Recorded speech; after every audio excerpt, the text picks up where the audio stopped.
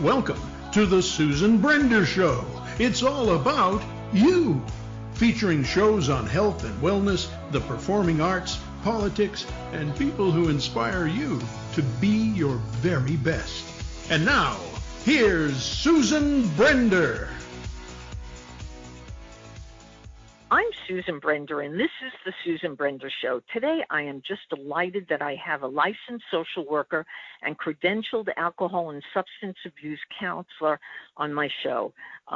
She's working as a residential director for individuals with special needs, and she says that she's nervous because she doesn't know how this works, this whole notion of a podcast, but boy, is she going to do a good job, and we're going to have a lot of fun together. And her name is Gloria Key, and I want to welcome her to the show. Welcome, Gloria. Good afternoon. Thank you so much. It's a pleasure to be on your show today. Now, Gloria, it's very interesting because we have a problem in the U.S., and I think it's probably existing all over the world, and that is that people are just overindulging in alcohol and substances. Now, what do you attribute that to? Because there must be a reason, and maybe I'm wrong. Maybe it always existed, but from my perspective, it seems worse. Yes, from my perspective, I believe that it has always existed. It's just that I believe we're talking about it, more. I believe that, a lot of people have experienced a lot of trauma in their lives. A lot of times it has been suppressed for so long. And in certain communities, it's always been there. It's always been out there. But until it hits, more affluential communities where it's actually being discussed, because you're having more DUIs going on now. People are losing their jobs. People are more prone, taking their own lives. And a lot of it is contributed to, past traumas that people have experienced, even as far back as their early childhood. And a lot of times they just don't recognize the signs and the symptoms. That there's also a situation where people are predispositioned, their families indulged in these kinds of substances, and so it gives them, unfortunately, a negative opportunity. When I say negative opportunity, let's change that, and let's just say that their percentage is much higher than those whose families didn't indulge in these things. Am I correct about that? Yes, that science has proven or have tried to make that connection, whereas, yes, if you have a lot of substance abuse, alcoholism, drug abuse in your family, in your history, that you perhaps are more chemically inclined to become one who would partake in, not know the limits because of your family history. I know For me, it's, it was very prevalent within my family, whether it was due to the predisposition or whatever the case may be. But I know, and it just seems like it goes from generation to generation. It's like, and especially living in a household, of course, that exposure makes you more vulnerable to doing those types of things as you get older, indulging in, recreational drugs or alcohol. So I know from a personal experience that was part of my background and my growing up. So many of my family members go through just challenging life situation, and a lot of it played out through the alcoholism or the drug abuse, drug addiction. And for me, it's like it made it so, even to this day, I find it very difficult to even sit down to even have a drink socially with friends, because it's always in the back of my mind that, oh my God, what if I don't know my limit? What if this happens or that happens? And so I'm very conscious of that. And, and it's very unfortunate, but, unfortunately, this is the society that we're living in. Like in some communities, there's like a liquor store on every corner. So it's very disheartening, because so many people, again, they have that predisposition, they have that family background, they have that household, and so to make it so readily available, especially to young people, is a huge crisis in this country. I hear you. And you know something, before we get to your book, because your book is really fascinating, and I know that people want to hear more about it because it could help them to learn a lot about what to do about this crisis, as you call it. Now, here's the thing. I am curious about this, and that is today we have role models, and the role models are usually entertainers. They're sports people. They're stars of different movies. And what do you see in these movies? You see them taking drugs. You see them drinking like crazy, and even smoking. It doesn't stop. It's, you take a look and you say to yourself, didn't they learn? Don't they know? Don't they understand the ramifications of something like this? And yet, there they are on the screen. Now, I'm sure you go to a lot of these movies, and a lot of people are in these movies who are not great role models. And what do you attribute to the fact that Hollywood sees it so, I don't know, differently than people like you who've experienced it? They just don't stop.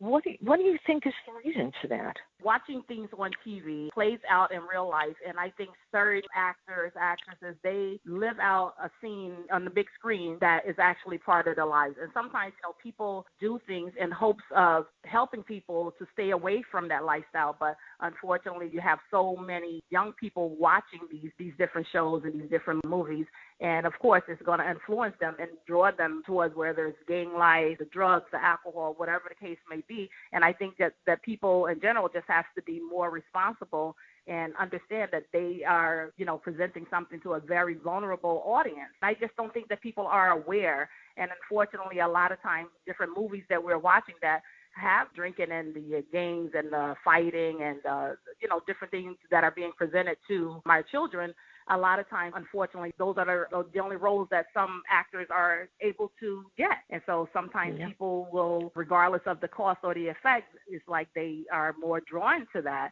because it's like just being in the spotlight, it doesn't matter to them, or they're just not aware of the impact that they have on certain communities, certain people. Sad. But that's how the movie industry works. I guess it's called money, isn't it? Exactly. Yes, exactly is right. I think the two of us would agree that that's probably the number one factor.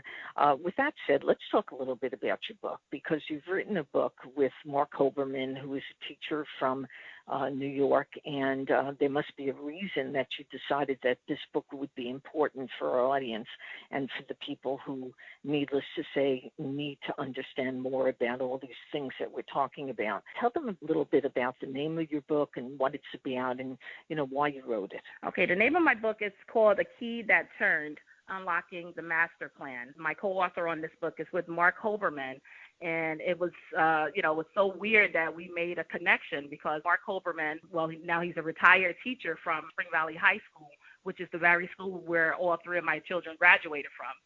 And so, I just had an amazing event of life in my life for the past 2 years, whereas 2 years ago I went back to school along with my daughter, and, we both received our master's degrees in social work in the same month, actually last year in May of 2018. So we both graduated with master's degrees, and, it was such a wonderful experience. It was very challenging, but it was absolutely wonderful.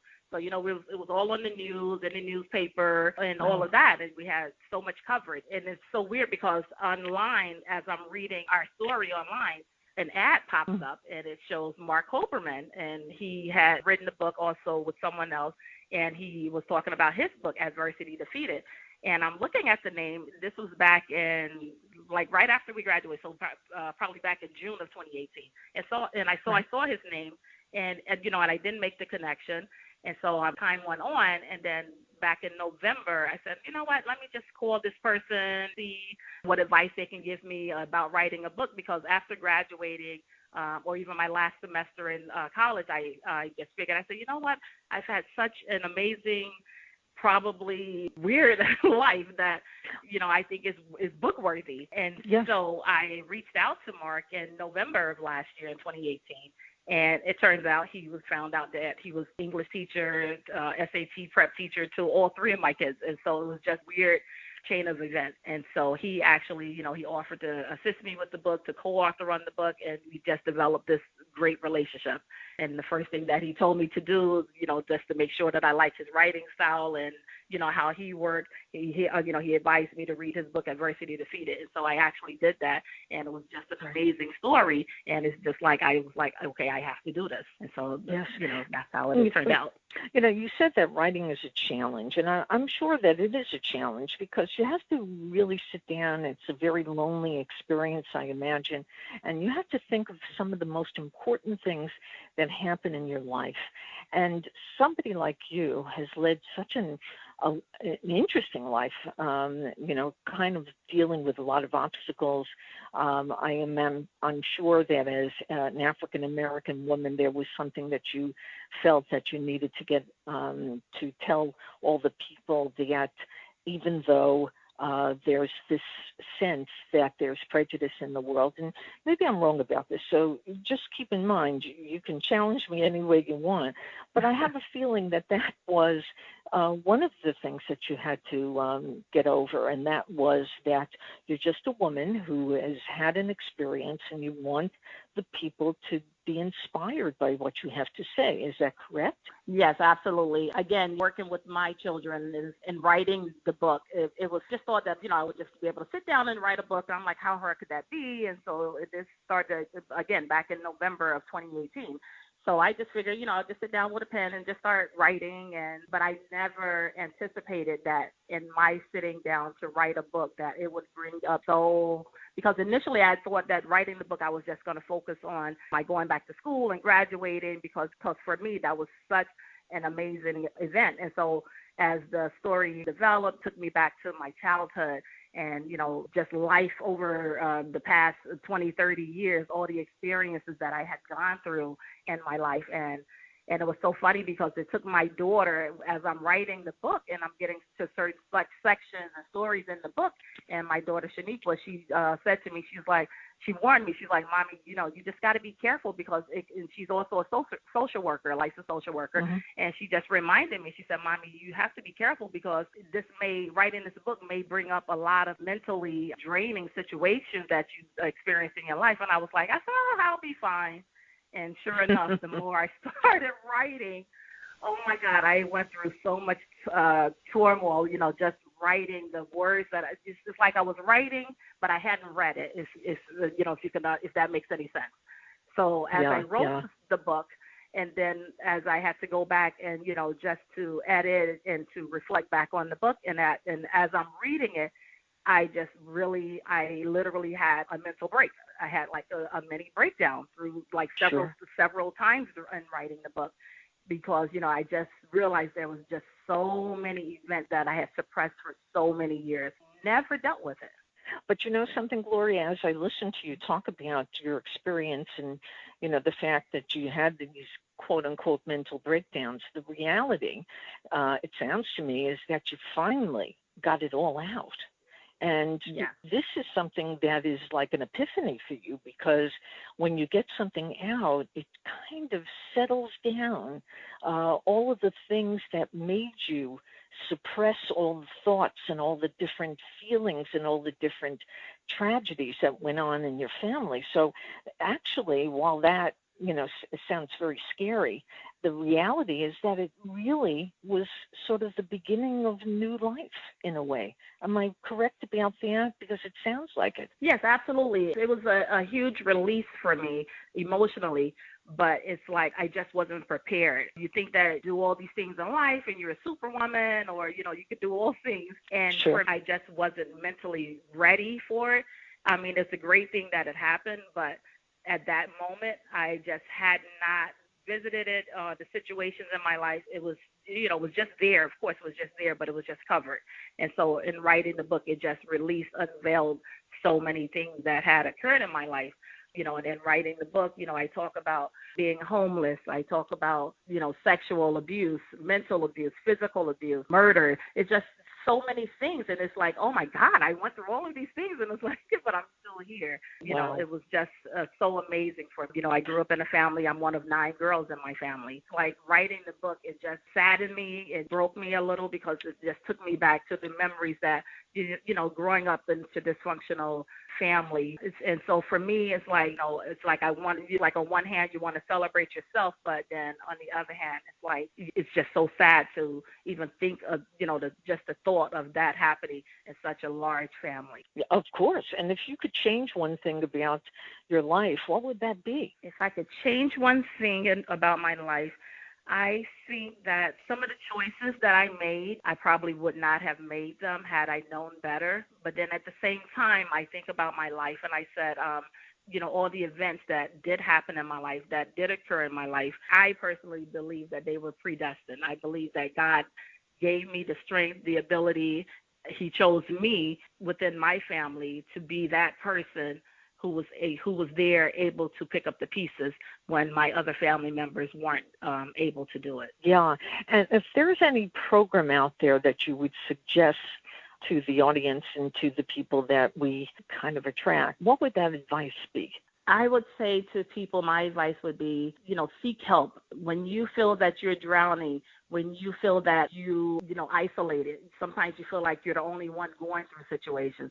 But when you're finding yourself, you're not able to get out of bed, when you're finding yourself not able to connect or even to go to work, I would say, reach out to the community, whether you reach out to the pastor of a church, because I know especially in my community, mental health and seeking help, counseling, it has such a stigma.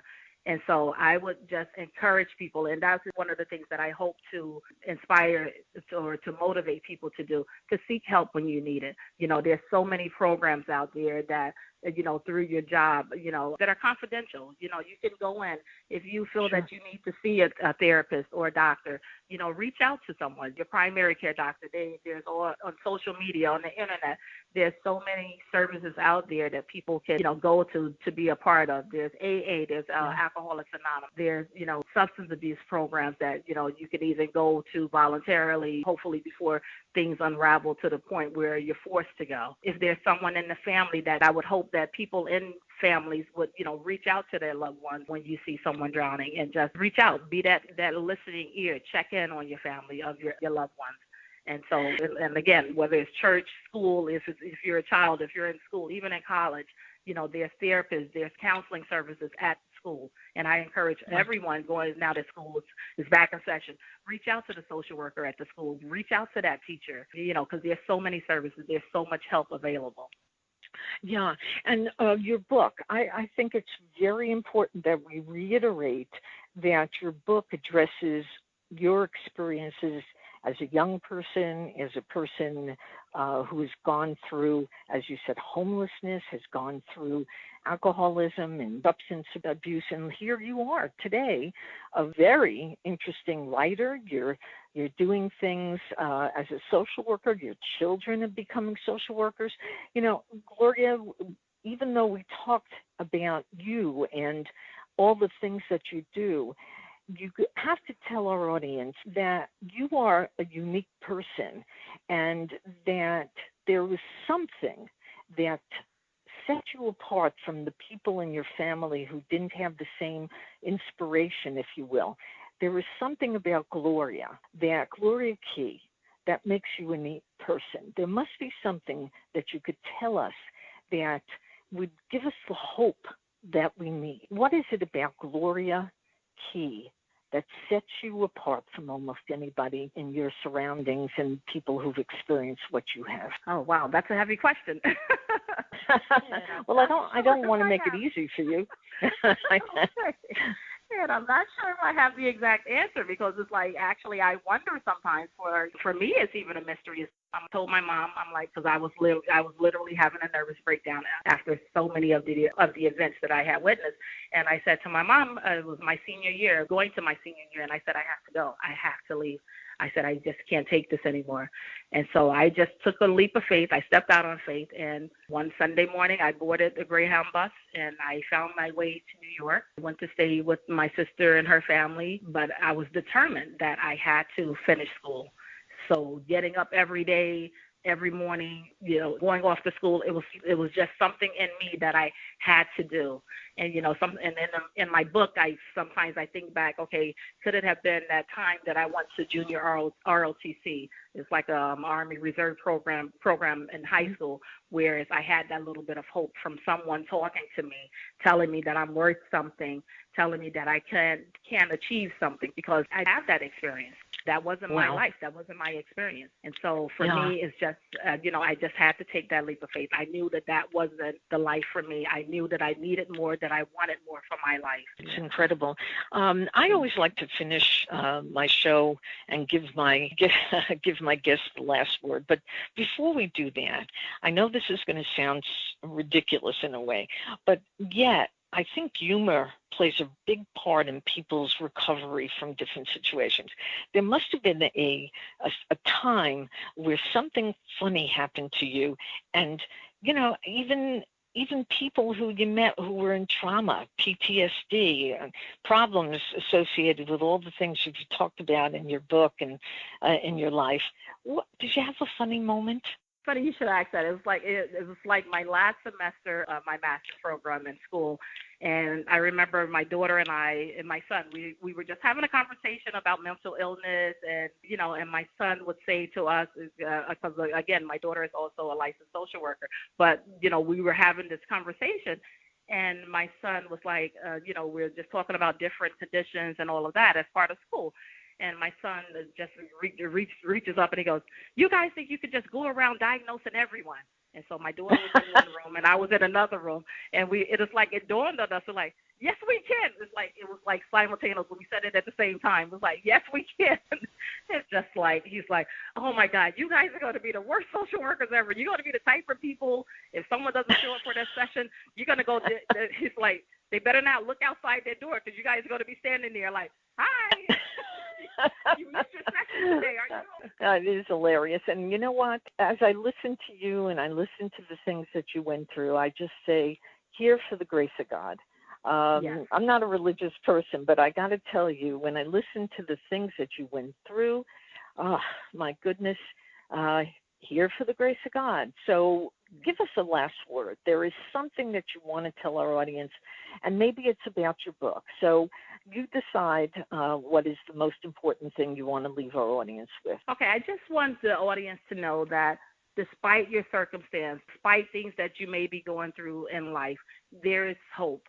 If you trust, if you believe in God, if you believe in a higher power, just continue to have that knowledge that there is something better for your life, and that no matter where you are right now, you can turn things around in your life. No matter what family you're born into, no matter what family you're a part of, you can tap into that inner strength and change your life around. It worked for me. I'm not saying that, getting a master's degree is for everyone. For someone else, their best day may be getting a GED. It may be, just being able to pay their bills on time. It may just be getting out of the bed. And so I just want people to know that, there is hope. There is hope. That's a wonderful, wonderful thing.